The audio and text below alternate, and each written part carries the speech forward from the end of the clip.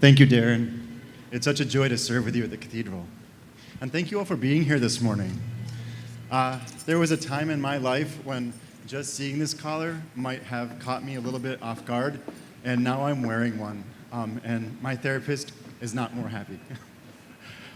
There are many moments that have marked out my priesthood, that have defined who I am as a priest, but there's perhaps none that stands out in my mind more than the evening of February 2nd.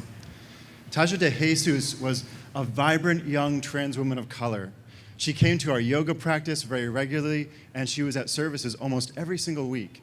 And whether it was on the mat or in the pew, she would pop up out of those places and give me a big hug. She would wrap her arms around me and say, "Father Jude, it's so good to see you. I'm so glad that you're here." And I'd say, "Oh, Taj, it's so good to see you too. How are you doing? How has your week been?" And she would always tell me what was going on in her life. She would tell me about the really good things. She said, "Oh, it's such a joy to serve at Bayview Mission." And she would also tell me about the challenges. She would tell me about the harassment she was experiencing in her own neighborhood. Regardless of what she said, though, she would always say with a huge smile and say how happy she was to be at Grace Cathedral. When we found out on February 2nd that Taj had been murdered, something so deep was moved within us. I couldn't stop crying that day. I just remember in my mind, how could this happen to someone who is so beautiful and so innocent? Something deep and holy felt like it had been violated. We mourned with her family, and I officiated her funeral. And throughout that time, her family just kept saying, "Thank you."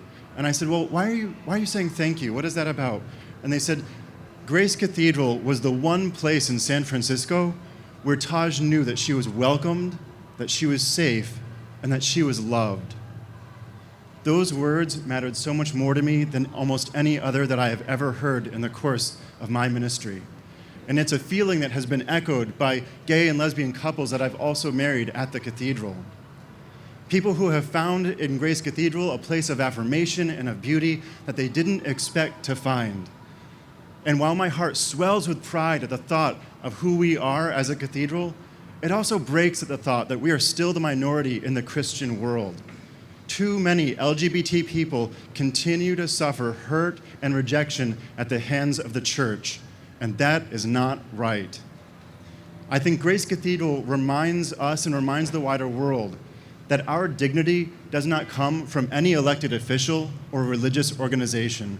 Our dignity comes from God, and it is not negotiable.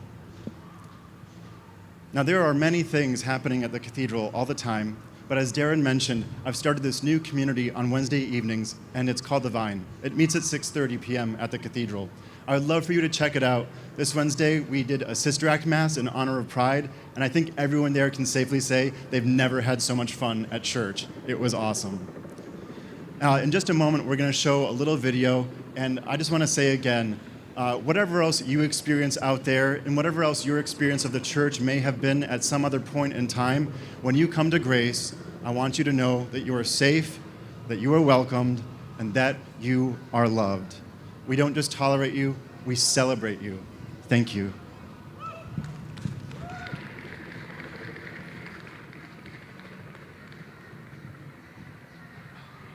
Proud to be an advocate. I'm proud.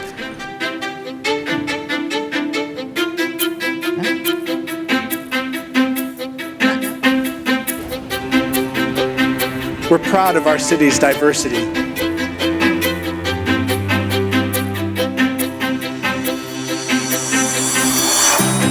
We're proud to play on the same team as you.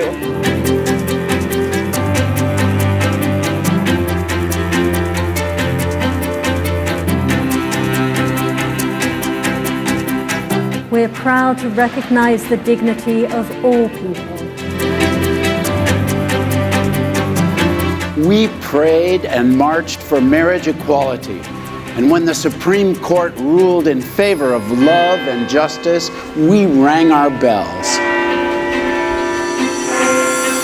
In the earliest days of the AIDS crisis, we opened these doors.